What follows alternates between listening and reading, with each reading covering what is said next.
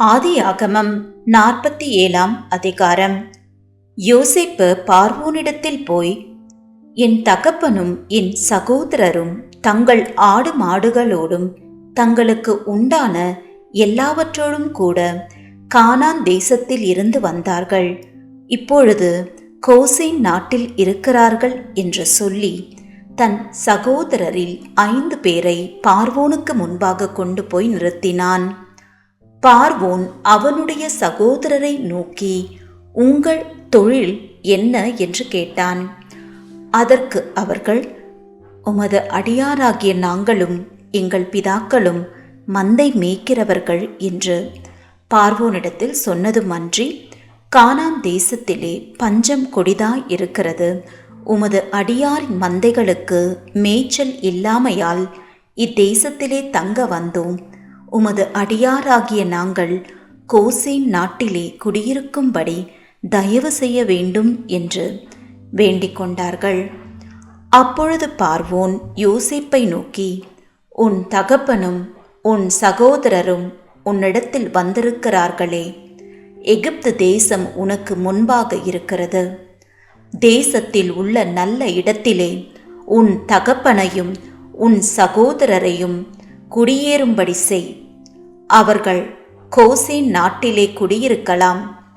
அவர்களுக்குள்ளே திறமையுள்ளவர்கள் உண்டென்று உனக்கு தெரிந்திருந்தால் அவர்களை என் ஆடு மாடுகளை விசாரிக்கிறதற்கு தலைவராக வைக்கலாம் என்றான். பின்பு யோசேப்பு தன் தகப்பனாகிய யாக்கோபை அழைத்து கொண்டு வந்து அவனை பார்வோனுக்கு முன்பாக நிறுத்தினான். யாக்கோபு பார்வோனை ஆசீர்வதித்தான். பார்வோன் யாக்கோபை நோக்கி, உமக்கு வயது என்ன என்று கேட்டேன். அதற்கு யாக்கோபு, நான் பரதேசியாய் சஞ்சரித்த நாட்கள் 130 வருஷம். என் ஆயுசு நாட்கள் கொஞ்சமும் சஞ்சலம் உள்ளதுமாயிருக்கிறது.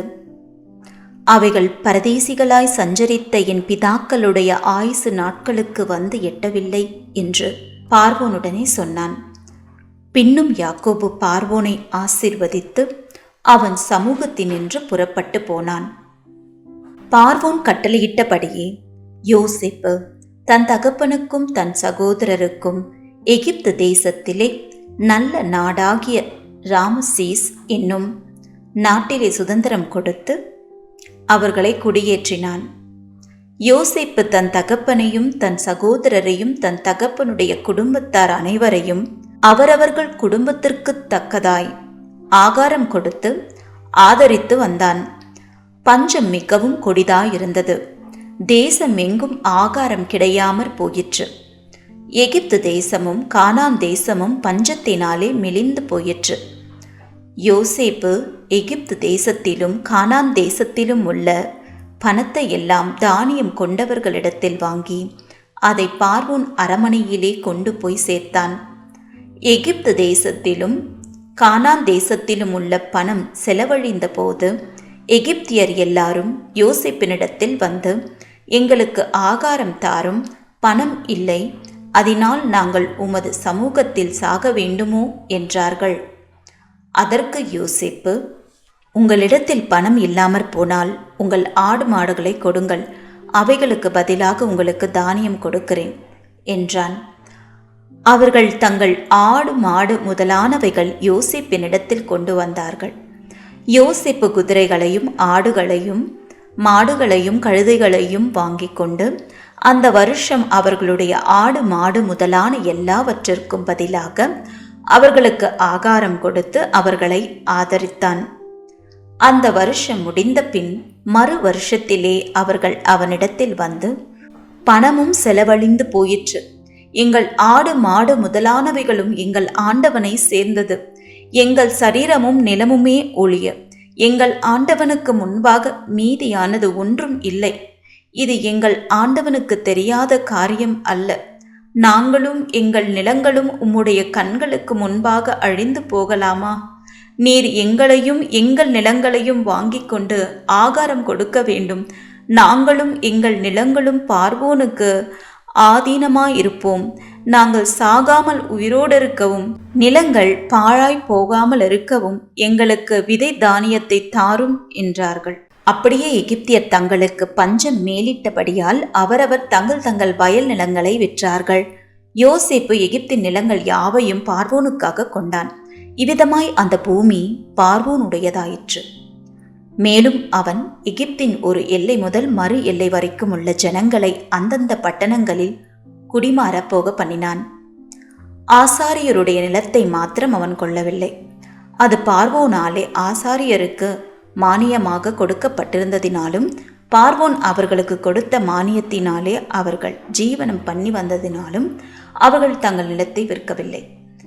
பின்னும் யோசேப்பு ஜனங்களை நோக்கி, இதோ இன்று உங்களையும் உங்கள் நிலங்களையும் பார்வோனுக்காக வாங்கிக் கொண்டேன். இதோ உங்களுக்கு கொடுக்கப்படுகிற விதை தானியம், இதை நிலத்தில் விதையுங்கள். விளைவில் 1/5 பார்வோனுக்கு கொடுக்க வேண்டும். மற்ற 4 பங்கும் வயலுக்கு விதையாகவும் உங்களுக்கும் உங்கள் குடும்பத்தாருக்கும் உங்கள் குழந்தைகளுக்கும் ஆகாரமாகவும் உங்களுடையதாய் இருக்கட்டும் என்றான். அப்பொழுது அவர்கள், நீர் எங்கள் பிராணனை காப்பாற்றினீர். எங்கள் ஆண்டவனுடைய கண்களில் எங்களுக்கு தயவு கிடைக்க வேண்டும். நாங்கள் பார்வோனுக்கு அடிமைகளாயிருக்கிறோம் என்றார்கள். 1/5 பார்வோனுக்கு சேரும் வாரம் என்று யோசேப்பு இட்ட கட்டளைப்படி எகிப்து தேசத்திலே இந்நாள் வரைக்கும் நடந்து வருகிறது. ஆசாரியரின் நிலம் மாத்திரம் பார்வோனை சேராமல் நீங்களாய் இருந்தது. இஸ்ரவேலர் எகிப்து தேசத்தில் உள்ள கோசேன் நாட்டிலே குடியிருந்தார்கள். அங்கே நிலங்களை கையாட்சி செய்து மிகவும் பழுகி பெருகினார்கள். யாக்கோபு எகிப்து தேசத்திலே 17 வருஷம் இருந்தான். யாக்கோபுடைய ஆயுசு நாட்கள் 147 வருஷம்.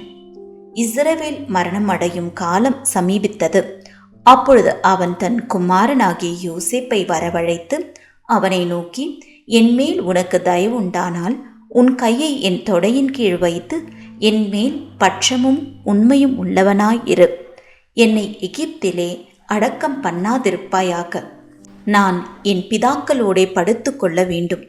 ஆகையால் நீ என்னை எகிப்திலிருந்து எடுத்து கொண்டு போய் அவர்களை அடக்கம் பண்ணியிருக்கிற நிலத்திலே என்னையும் அடக்கம் பண்ணு என்றான்.